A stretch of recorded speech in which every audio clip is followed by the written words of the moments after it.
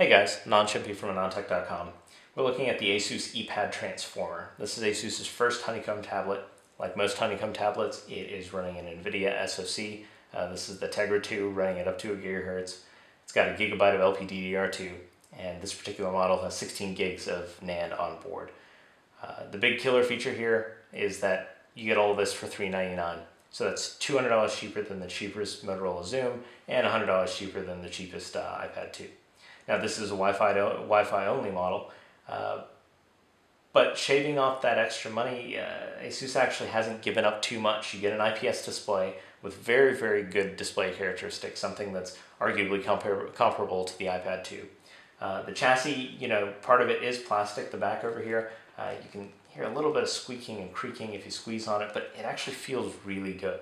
On the front you've got glass and you've got a little bit of metal around here. Over on the right side there's a micro SD card slot, mini HDMI, and headphone out. You got two speakers that are hidden behind these little grills here, and over on the left side, power lock and volume rocker. There's nothing up top. You got two cameras. There's a 1.2 megapixel front camera and a 5 megapixel rear camera. And along the bottom, this is kind of where the secret is, right? So you've got two little ports here that don't really have any connectors in it. They're just physical latching points. And then you got a 40-pin ASUS dock connector. The point of this is to connect to this thing. This is the ePad Transformer dock, the reason that it's called the Transformer. The idea is that you take this, and for another $149 you buy this dock, and you transform the ePad into an Android notebook. And surprisingly enough, it actually works really, really well. So this dock for $149 isn't just a keyboard and trackpad. It's also got a 24 watt-hour battery in it. So that's actually the same size battery as what's actually in the tablet itself. You don't get twice the battery life, you actually get about 60% increase in battery life, but that puts you above 15 hours on a single charge for the entire setup of general web browsing, email, kind of messing around with the OS. Nothing too intensive, but also nothing just too lax. And that's pretty decent. The integration actually goes even further. So you have a number of hotkeys on the keyboard itself. You've got a home button that'll take you there. You can do gestures on the trackpad itself. You actually get a mouse cursor. I don't know if you'll see this, if you can see this on the video, but you've got a mouse just like you're using a normal notebook. The only thing that is a little weird about the mouse is scrolling is supported, but the scrolling gesture is inverted. So you take two fingers and scroll up in order to scroll down, and vice versa. There's no real configuration for any of that stuff on here. Again, it's Honeycomb, right? So it wasn't really designed with keyboard and mouse in mind. But the fact that it even works, and it works relatively well, is good enough for me. Along the top here, you have just a ton of function keys. You can do things like increase or decrease brightness, even toggle auto brightness on or off. ASUS even went to the trouble of including a screenshot key, and it just takes screenshots. There's a browser button, a dedicated button so here's your browser button. And there's a dedicated button to bring up the settings pages, which you can then navigate using the mouse. There are, of course, dedicated playback buttons for audio playback. There's speaker volume control buttons. There's a lock button and a back button as well. You can even activate contextual menus using the contextual menu button on the keyboard as well. It's, like I said, it's amazingly well integrated given that this is a touch OS, not optimized for use with a keyboard or anything like that.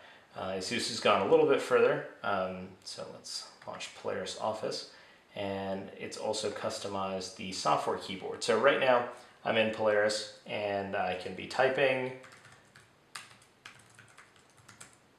but if I wanted to see what the virtual keyboard would look like, I can actually go in here and disable the physical keyboard. And now it'll bring up ASUS's virtual keyboard. So you'll notice that this is a little bit different than the default Android Honeycomb keyboard. Honeycomb keyboard looks a bit more polished, but the ASUS keyboard integrates a top row of numbers. It also integrates swipe-like functionality, so this isn't swipe, but it kind of works the same way. So you just kind of swipe to form the letters of the word that you wanna spell. But the nice thing about all this is if you enable physical keyboard, you don't actually have to deal with that virtual keyboard popping up. It's, again, very, very well integrated, very, very surprising to me. You also get, on the dock itself, you get 2 USB ports, as well as an SD card slot, and a port to, of course, charge the whole thing. And there you have it. It's a pretty decent package. If we look at the components individually, at $399, listen, if you're in the market for a Honeycomb tablet, you really can't go wrong with this. You get a great display. It's not really usable outdoors, but most tablets aren't. And you get the same hardware as most other Honeycomb tablets that are on the market or going to be on the market. And you just get it at a cheaper price point. Build quality seems decent. It's a comfortable device to hold, and from the tablet side, I think it's a solid sell. The dock is really, really tempting. It's also really expensive. At $149, I think obviously that's one of the selling points of this. If you're going to be upgrading your tablet, ASUS says that this dock should work with all other Transformer branded tablets. So it's possible that we might see a Kal-El version of this, for example, where you could use the same keyboard dock. And if that ends up being the case, then the $149 is a bit more palatable. But it's just tough to recommend that across the board, at least. Now, if you have specific use cases, you need the battery life, you need this thing to kind of replace a netbook, then by all means, it's amazing how well the platform works together. There's still some rough edges, still some software work that needs to be done, but overall, I'm pretty impressed. And I'd love to see where this thing is in the next 6 months to a year. I think ultimately this is the direction that netbooks and tablets go in, where you have a device that's, hey, this is a great consumption device, but if I need to get to work, I just kind of dock it in something that is a little more tailored to me getting work done, and then it works just like a notebook. And I think ultimately that's also Microsoft's strategy with Windows 8. It's to tackle the netbook and tablet markets like this. You just have something that's kind of a modular solution. Anyways, thanks for watching, and I hope you enjoyed the review.